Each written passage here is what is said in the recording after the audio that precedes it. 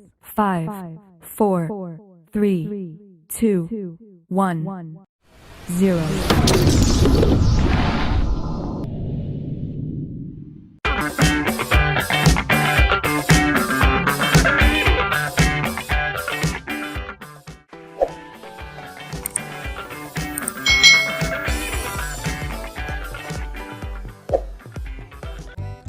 Hai.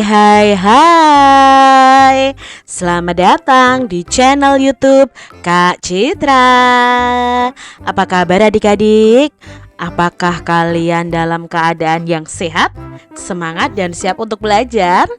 Tentunya kalian harus semangat ya dalam belajar, karena di sini Kak Citra juga semangat nih belajar bersama kalian. Hari ini kita akan belajar bersama-sama untuk mata pelajaran tematik kelas 4. Kita belajar di tema 6, cita-citaku, subtema 3, giat berusaha meraih cita-cita pembelajaran yang kedua. Mari adik-adik yang hebat, kita belajar bersama-sama. Adik-adik, perhatikan gambar berikut ini. Kamu melihat apa ya di gambar ini? Ada 2 orang anak yang sedang mengambil sampah. Apakah kalian pernah melakukan seperti ini adik-adik? Mungkin di antara kalian ada yang pernah melihatnya tetapi belum pernah melakukan hal seperti ini. Nah, pernahkah kamu menemui anak-anak yang bekerja menjadi pemulung seperti gambar di atas adik-adik? Pernahkah kamu berpikir mengapa mereka bekerja di usia muda mereka adik-adik? Apakah yang dilakukan mereka? Apakah peran mereka di masyarakat? Nah, tahukah adik-adik bahwa beberapa anak pemulung itu tetap bersekolah loh. Mereka memiliki cita-cita juga seperti kalian.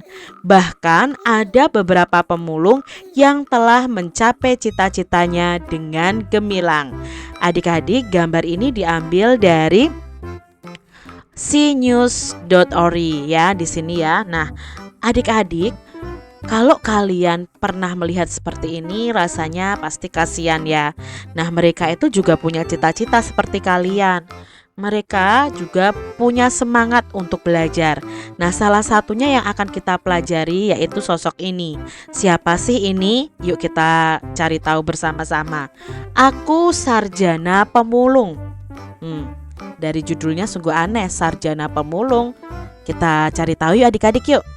Namaku Wahyudin, biasa dipanggil Wahyu. Aku anak pasangan buruh tani. Aku tinggal bersama kelima saudara tiriku dan 2 adikku selain orang tuaku. Karena kemiskinan, tidak ada satupun dari kakak tiriku yang dapat menamatkan sekolah dasarnya. Aku pun terancam demikian karena kami tidak punya uang untuk sekolah. Tetapi aku bertekad, aku harus sekolah. Subuh aku pergi mengumpulkan sampah plastik dan kardus untuk dijual. Pekerjaanku ini disebut memulung. Aku adalah seorang pemulung untuk membayar uang sekolahku. Aku memulung sejak usia 10 tahun pada saat aku duduk di kelas 4 SD. Untuk menamatkan sekolah dasar, aku perlu tambahan biaya. Selain memulung, aku pun mengembalakan kambing tetangga. Sewaktu SMP, aku juga berjualan gorengan. Apapun kulakukan agar aku dapat sekolah. Pada saat SMA, aku menjalani 7 profesi sekaligus agar aku tetap sekolah. Tetapi meski demikian, aku selalu dapat menjadi juara di sekolahku. Pada tahun 2013, aku telah menyelesaikan kuliahku di Jakarta dengan tetap menjadi pemulung. Lalu aku mendapatkan beasiswa untuk melanjutkan kuliah kembali di ITB atau Institut Teknologi Bandung yang kini hampir selesai. Aku bangga telah mencapai cita-citaku untuk terus sekolah, meskipun dengan perjuangan yang panjang dan berat. Diambil dari news.detik.com. Adik-adik, ini adalah kisah Wahyu sang pemulung. Nah, Wahyu ini dari keluarga yang tidak mampu, memiliki 7 saudara, 5 saudara tiri dan 2 adiknya ya. Nah, di sini adik-adik bayangkan saja, dia tidak bisa sekolah. Dia mencari uang dengan cara memulung barang-barang bekas untuk dia jual sehingga dia bisa membayar sekolahnya. Dia mulai memulung dari kelas 4 SD sampai dia lulus kuliah pun dia tetap memulung adik-adik karena memang keluarganya benar-benar tidak mampu. Sampai akhirnya setelah dia lulus kuliah, dia masih mendapatkan beasiswa lagi untuk melanjutkan kuliahnya di ITB. Nah, perjuangan yang luar biasa kan adik-adik untuk meraih cita-citanya. Kita akan membuat diagram pikiran dari bacaan tadi. Apa cita-cita Wahyudin di sini? Nah, cita-cita Wahyudin adalah bisa terus melanjutkan sekolah. Berikutnya halangan yang dihadapi oleh Wahyudin ini apa adik-adik? Halangannya yang pertama adalah keterbatasan ekonomi keluarga. Yang kedua, orang tuanya itu hanya buruh tani. Hidup dengan 7 saudara yang tidak ada yang lulus SD adik-adik ya, dan tidak punya uang untuk sekolah.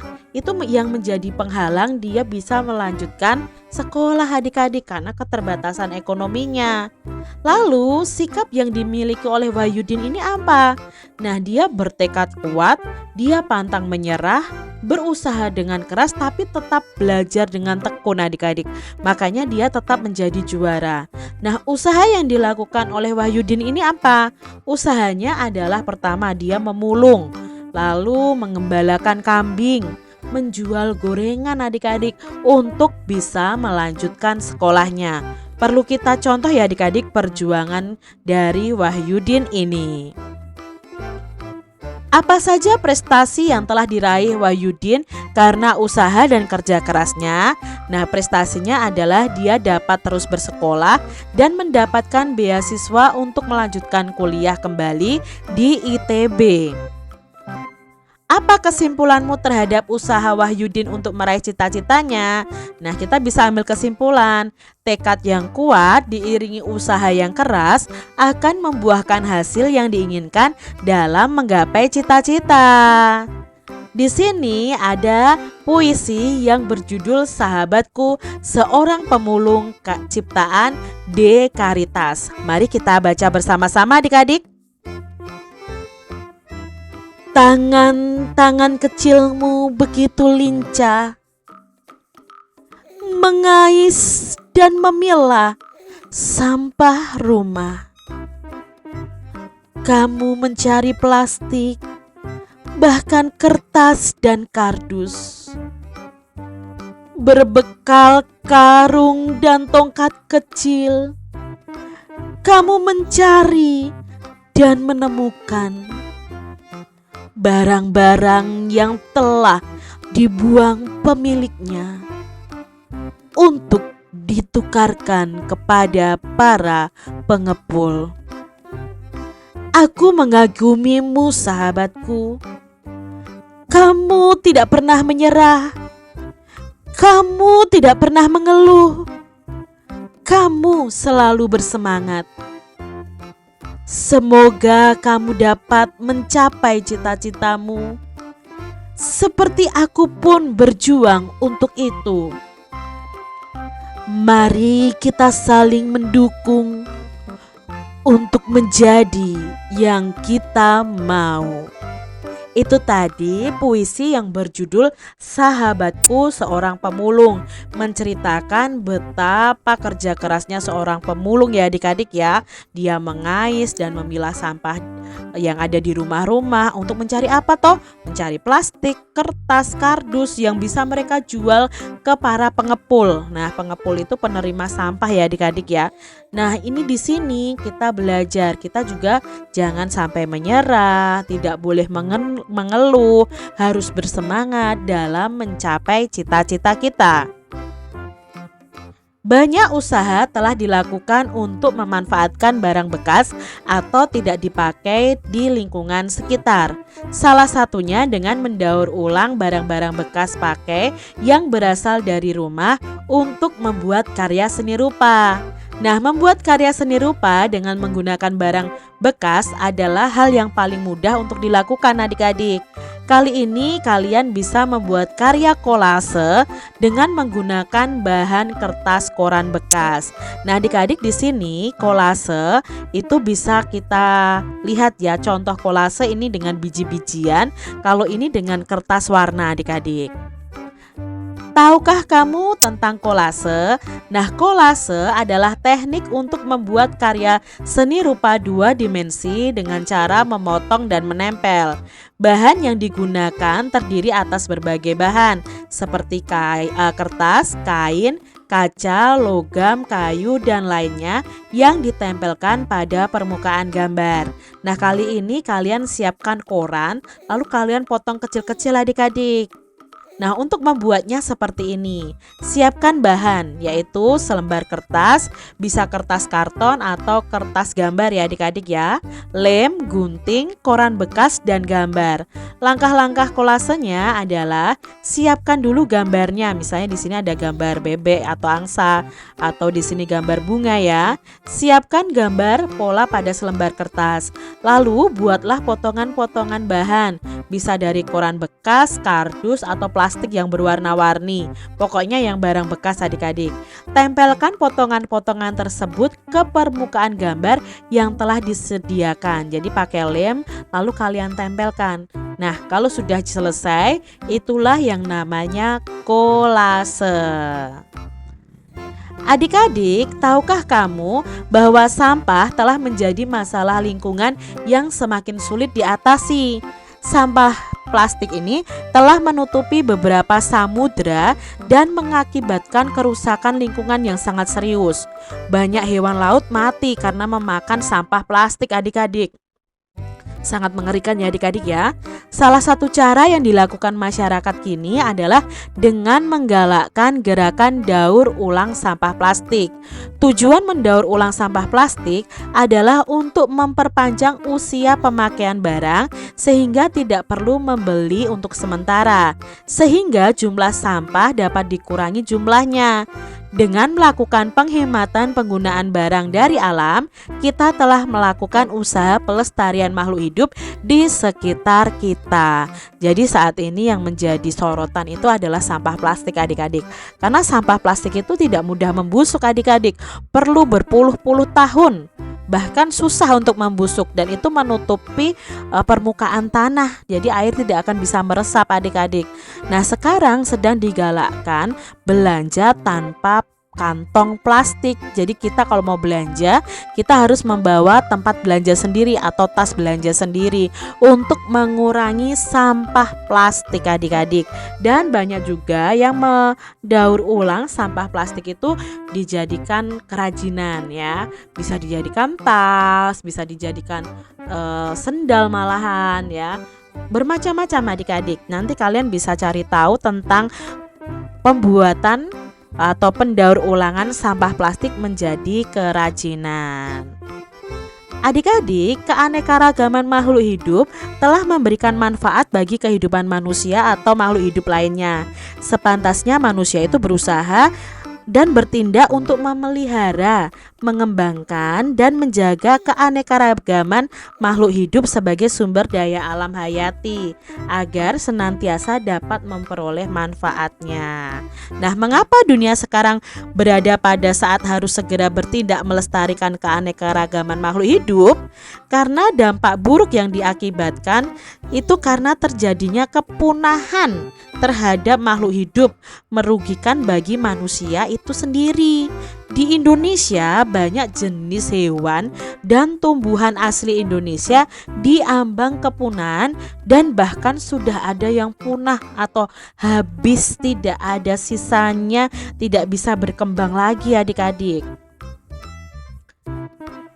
Nah, pelestarian makhluk hidup itu dapat dilakukan melalui cara-cara sebagai berikut. Contohnya di sini upaya pelestarian makhluk hidup yang berupa tumbuh-tumbuhan. Upaya yang bisa dilakukan adalah pertama, membuat kebun koleksi adik-adik. Nah, biasanya hanya untuk mempertahankan tumbuhan bibit unggul. Contohnya kebun kelapa di Bone-Bone, kebun mangga di Pasuruan. Lalu ada kebun plasma nutfah, merupakan perkembangan dari kebun koleksi. Contohnya adalah kebun plasma nutfah di Cibinong Lipi dengan buah-buahan inti yaitu talas dan suwek. Nah, kebun botani. Nah, kebun botani ini didirikan pada tahun 1817 di Bogor dan sekarang terkenal dengan Kebun Raya Bogor. Ini adalah upaya yang bisa kita lakukan untuk pelestarian makhluk hidup tumbuh-tumbuhan. Berikutnya, upaya pelestarian makhluk hidup hewan adik-adik. Nah, untuk melestarikannya, upaya yang perlu dilakukan adalah 1. Menangkar hewan langka dengan cara mengisolasi hewan tersebut. Yang kedua, mengambil telur-telur hewan itu untuk dibantu menetaskannya. Yang ketiga, memindahkan hewan langka ke tempat yang lebih cocok adik-adik. Yang keempat, membuat undang-undang perburuan. Yang kelima, menindak tegas para pelanggar dengan memberikan sanksi hukum sesuai hukum yang berlaku. Sekarang banyak sekali hewan-hewan di Indonesia itu yang terancam punah, seperti harimau Sumatera, badak bercula 1, lalu komodo. Makanya di Indonesia itu ada cagar alam ya adik-adik ya. Lalu ada seperti Pulau Komodo itu khusus untuk melindungi komodo, lalu Ujung Kulon itu untuk melindungi badak bercula 1, dan masih banyak lagi tempat-tempat yang digunakan untuk melindungi hewan dari perburuan liar, karena mereka berburu itu diambil dagingnya, kalau gajah diambil gadingnya, kalau harimau itu diambil kulitnya untuk dijadikan baju adik-adik. Nah, itu kan berbahaya, bisa mengancam kehidupan hewan, dan hewan itu akan punah adik-adik kalau semuanya diburu dan ditembak. Maka adik-adik semuanya jagalah alam kita. Demikian tadi adik-adik pembahasan kita di tema 6, subtema 3 pembelajaran yang kedua. Semoga video pembelajaran ini bermanfaat untuk adik-adik semuanya, dan sampai jumpa lagi di video pembelajaran Kak Citra selanjutnya. Tuhan memberkati. Jangan lupa tekan tombol subscribe, lalu tekan loncengnya, tekan juga tombol like, lalu share ke media sosial kalian. Jangan lupa untuk ikuti media sosial Kak Citra. Terima kasih.